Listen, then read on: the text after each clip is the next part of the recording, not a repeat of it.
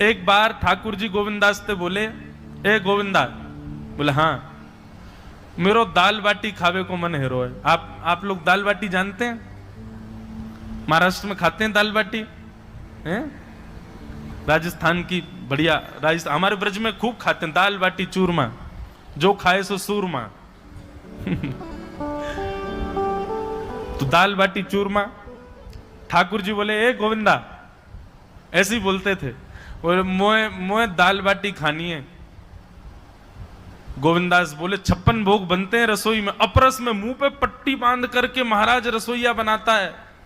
अपरस में यमुना जी का जल आता है वहां से, वृंदावन से, उसके जल में सुंदर प्रसादी बनती है। इतने सुंदर शुद्ध भोजन को छोड़ के यूं कह रहे दाल बाटी खानी है।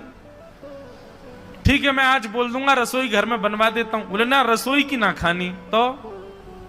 बोले तेरी कदम खंडी में आऊंगा।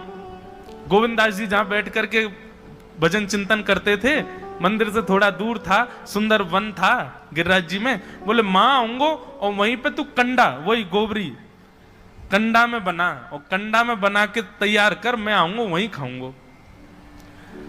गोविंदास जी बोले यहां सब लोग आपको मंदिर में पूजने आते हैं, आप यहाँ पे भगवान हो, ऐसे कहीं खाने पीने आओ। बोले कोई को पता थोड़ी चलेगी, मैं आ जाऊंगा, तू चिंता मत करे, तू सुन तैयारी कर ले, आज मैं तेरे यहां आके प्रसाद पाऊंगा।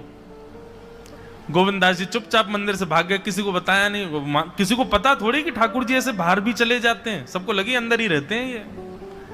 गोविंदास जी दौड़ करके गए, बढ़िया कंडा में बढ़िया उपले उपले लगा करके महाराज बाटी बनाई, दाल चढ़ा दी, सुंदर ठाकुर जी आएंगे पाने। एक पंथ दो काज, ठाकुर जी को दो लीलाएं एक साथ करनी थी। एक तो गोविंददास के संग सुख लेना है, और एक झाड़ू लगाने वाला गिरिराज जी की तलहटी में झाड़ू लगाता था, उसको मंदिर में प्रवेश नहीं करने देते थे लोग। तो वो बेचारा बाहर खड़ा खड़ा ही दर्शनार्थियों से पूछता था कि ठाकुर जी दिख कैसे रहे हैं, मुझे ये बता दो। दर्शनार्थी आकर के बताते थे नीली ठाकुर जी ने बाघा पहना है, गले में मोतियों की माला है, मकराकृत कुंडल है, ऐसा टिपारा ठाकुर जी के सिर पर रखा है, और ऐसा ठाकुर जी का श्रृंगार है। तो वो बाहर खड़ा खड़ा नेत्रबंद करके सुन सुन करके ही अपने चित्त में एक झांकी बना लेता था, और मन में सोचता था ऐसे दिख रहे होंगे ठाकुर जी। पर रोज प्रार्थना करता था, नाथ मुझे लगता है इस जन्म में तो आप मुझे कभी नहीं दिखोगे, भगवान इस जन्म में तो मैं आपके योग्य नहीं हूं, पर मेरे पर बस इतनी कृपा कर दो कि अगला जन्म मुझे दीजिएगा, तो कुछ नहीं तो चेंटी बना देना, तो चेंटी बन करके मैं आपके 56 भोग में ही आ जाऊंगा, भीतर आके आपका दर्शन कर लूंगा, लेकिन मुझ पर अनुग्रह कर देना। ठाकुर जी उसके इस भाव से इतने रीझ गए। गोविंददास को बोला था कि दाल बाटी खाने आएंगे, अब मंदिर बंद करके सब तो चले गए वहां से, सब लोग भोजनालय में भोजन प्रसाद पाने लगे। ठाकुर जी मंदिर से निकले अचक करके बाहर, गिरिराज पर्वत के ऊपर विराजते थे। जैसे ही बाहर निकल करके आए तो गिरिराज पर्वत के नीचे ही वही झाड़ू लगाने वाला, वो नेत्रों से आंसू बह रहे थे, ठाकुर जी का चिंतन कर रहा था। आज ठाकुर जी ऐसे दिख रहे हैं, आज नीली पोशाक पहनी है, सिर पर चांदी का मुकुट पहना है, ठाकुर जी ने आज गुलाब का इत्र लगाया है, ठाकुर जी के ऐसे ऐसे मकराकृत ठाकुर जी के कटाक्ष, वो सब चिंतन कर रहा था। ठाकुर जी नीचे उतर करके जाने लगे, इतने में ही ठाकुर जी ने लीला करी और जोर जोर से ठाकुर जी चिल्लाने लगे, अरे जल्दी ते आइयो, देखियो मेरे पाम में कांटो लग गयो, अरे जल्दी ते कोई आओ या कांटे को निकारो, मुझको तो बहुत दर्द है रो है, अरे भैया जल्दी आओ जल्दी आओ। अब ये स्वर जैसे ही सुना उस झाड़ू लगाने वाले ने, उसके नेत्र खुल गए, उसने देखा, बोले कि ये स्वर कहां से आ रहा है। उसने जैसे ही नेत्र उठा करके ऊपर देखा तो नीला बाघा पहना है, मोतियों की माला पहनी है, मकराकृत कुंडल पहना है, चांदी का मुकुट चमक रहा है मस्तिष्क पर, ठाकुर जी के केश घुंघराले लहरा रहे हैं, और ठाकुर जी अपना एक पाम हाथ में पकड़ करके और एक पैर पर लंगड़ी जैसे खेलते हैं, ऐसे ठाकुर जी कूद रहे हैं यहां से वहां। नीचे से झाड़ू लगाने वाले लिखे, अरे ऐसा पुरुष तो मैंने जीवन में कभी नहीं देखा, ये कैसा पुरुष है।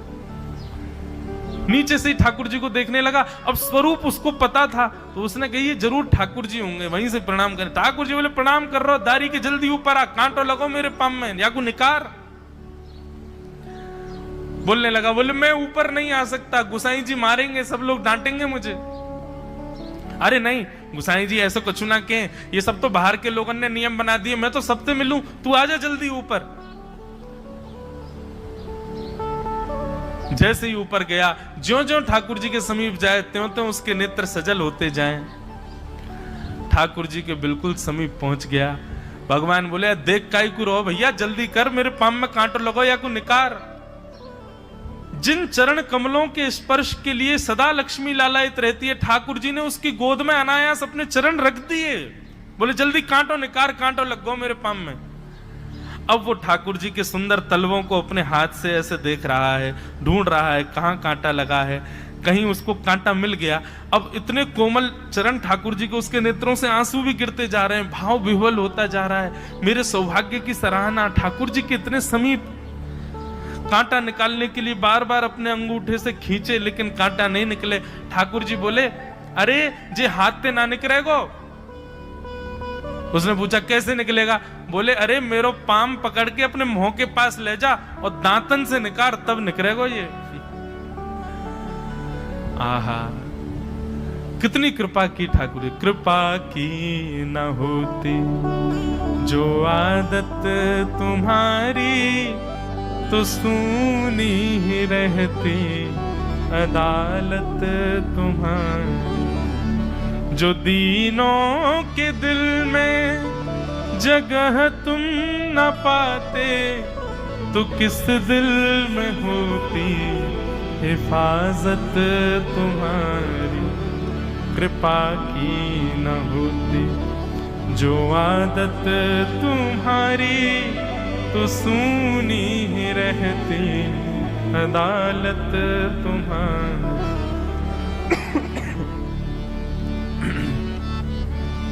कितनी कृपा।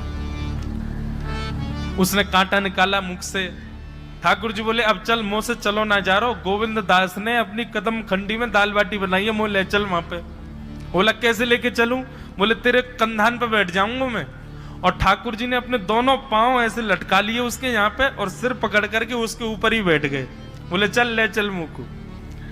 वो तो महाराज बेहोशी सी हो रही है, उसको विश्वास ही नहीं हो रहा ठाकुर जी मेरे संग इतनी बड़ी लीला कर रहे हैं।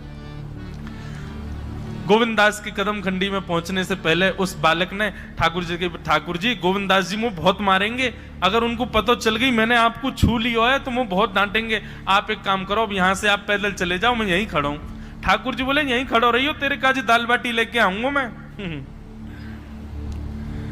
ठाकुर जी पहुंच गए गोविंद दास के पास। आहा, जो ठाकुर जी अचल दिखते हैं सबको मंदिर में, वो सचल दिखते हैं गोविंद दास को। कितनी बड़ी कृपा। गोविंद दास के यहाँ ठाकुर जी पहुंच गए, और पहुंच करके ठाकुर जी बोले, चल गोविंदा जल्दी खवा, मुझको तो बहुत जोर की भूख लगी है। गोविंद दास बोले, हाँ हाँ बिराजो।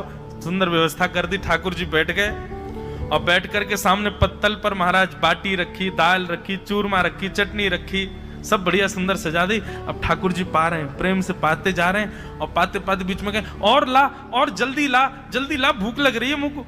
गोविंद दास बोले, पहले इनको तो खाए लो। अरे ना है, तू जाने ना है मंदिर में मेरो भूख कैसे लगे? थाली में 2 रोटी और ये सब्जी, इनते मेरो भूख पेट थोड़ी भरे। मेरे सामने तो सबरी सामग्री धर दो, मेरो जो मन होगा मैं उठा उठा के पाते जाऊंगा। अरे गोविंदा जल्दी जल्दी लेके आ। अब गोविंद दास जी पीछे मुड़ करके बढ़िया सुंदर बाटी वाटी सेके।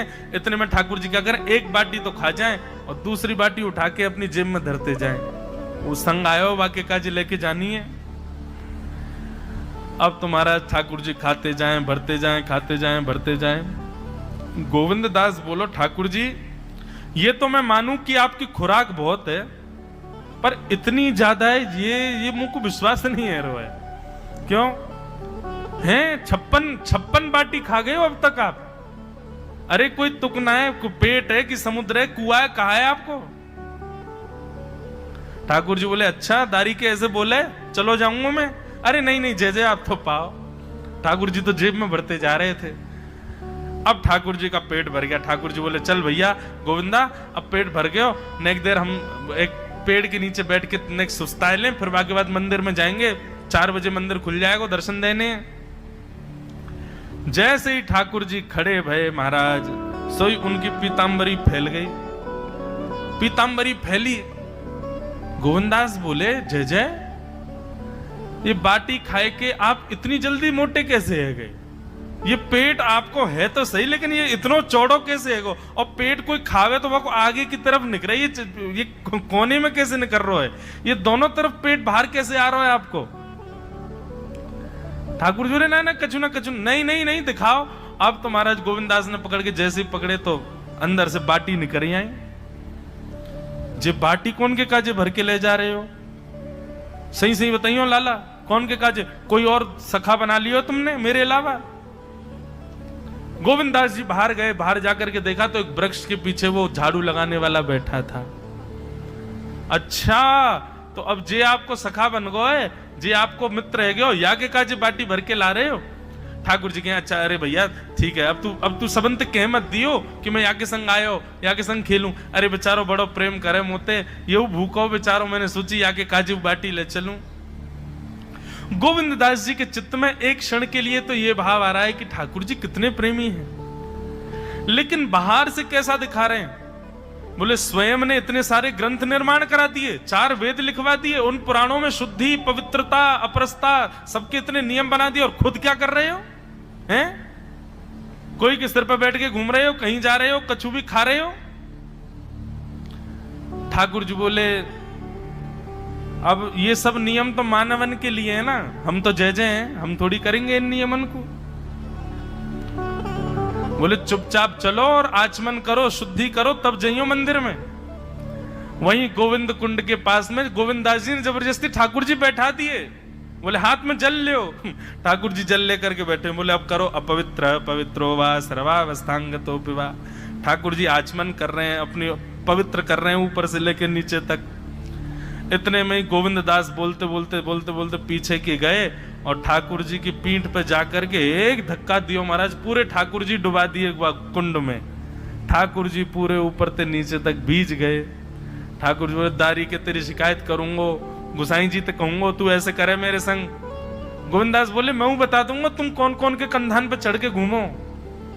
हम मंदिर के लिए इतना नियम बना रखो है, नहा के आओ, धो के आओ, हाथ पांव खासा करके आओ, और कुछ अपवित्र वस्तु मत छीलेना, अपरस में रहना, गीला वस्त्र तन पे होना चाहिए। आपकी सेवा के लिए इतने नियम, और खुद क्या कर रहे हो? ऐसे गोविंद दास